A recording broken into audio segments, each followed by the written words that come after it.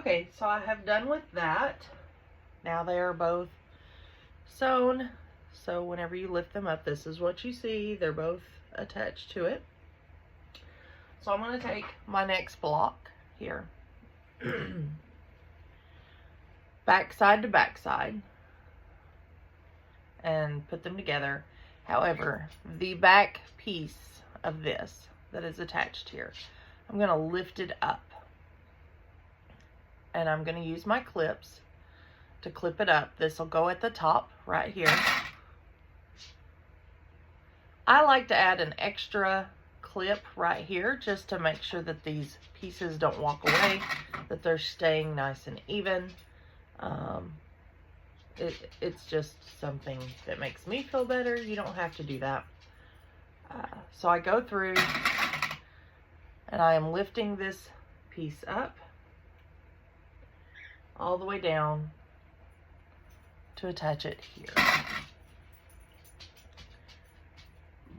So you have your second piece on the back, or your second block on the back, then that back piece of sashing, attaching it to there. Then you have your sandwiched quilt block for the front piece, and then your other piece of sashing. So I've got that attached. Like I said, I put another one here just to make sure those blocks don't shake or move or anything they're not supposed to do. Let's see if I can, right like that. So I'm going 1/4 inch seam all the way down this, just putting it right in here. Your presser foot should fit perfectly right there, to where you just go right down that piece of sashing all the way down, keeping that end right on the end of your presser foot.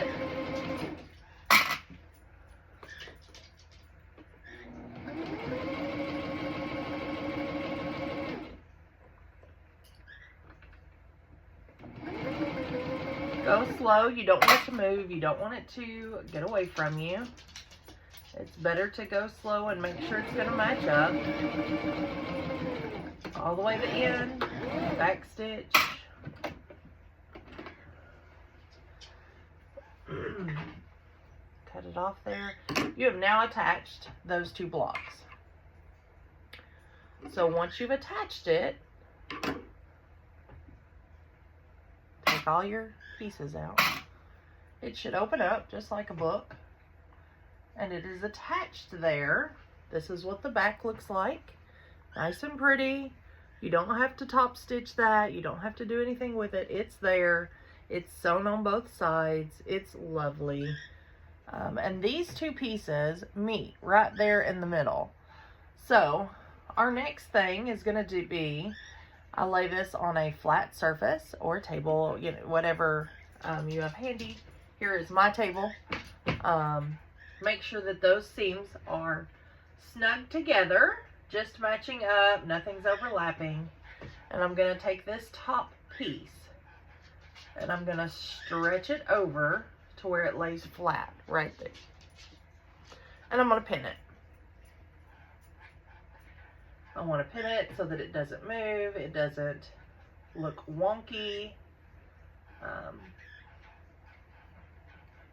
I pin about every 2 inches, just to keep it nice and flat.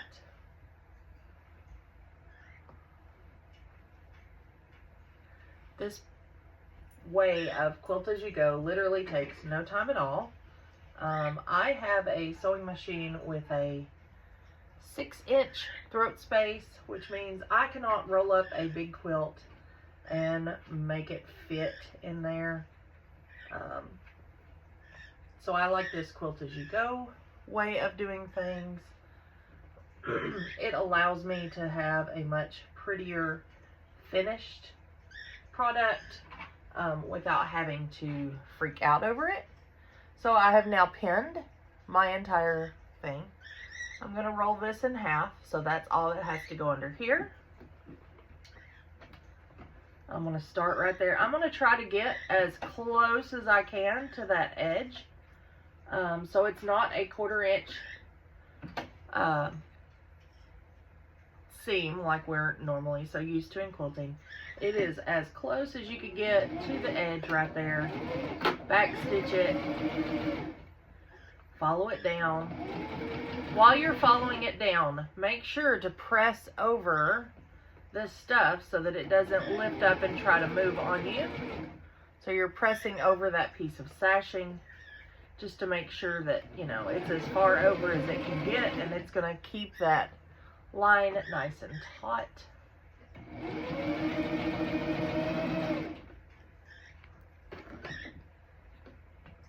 You can do this with any size blocks. I have done it with 18-inch blocks. I have done it with long rectangles. I have done it with long lines and done like a scrappy layer long quilt. I do recommend, if you're doing like a full-size queen size quilt, to take it in small steps, like do a baby size quilt and then another baby size quilt and then attach those. But whatever you want to do. So now I have 2 attached pieces. This is what that seam looks like in the middle. It's beautiful. It lays flat. You don't realize that it is 2 differently sandwiched pieces. There is no like cold spot where the batting is not. It's quality all the way across. So then you snip your little pieces and you add the 3rd square. At the end of this, whenever you get all of your lines done, you'll do the same thing. You cut the 2.5 inch sashing. I normally cut it whatever the length of the fabric is, and I attach them and attach them and attach them, and then measure it out and cut them in 3-foot strips, and then fold them in half and do the same thing. I'll go and pin one on this side, one on this side, and I put it down the full length of the thing. Then you bring in your other piece, your other set of squares, and you do it the same way you did this. Lifting it up, doing it back side to back side, lifting it up, stitching it down, putting your front sash over, and that finishes it up.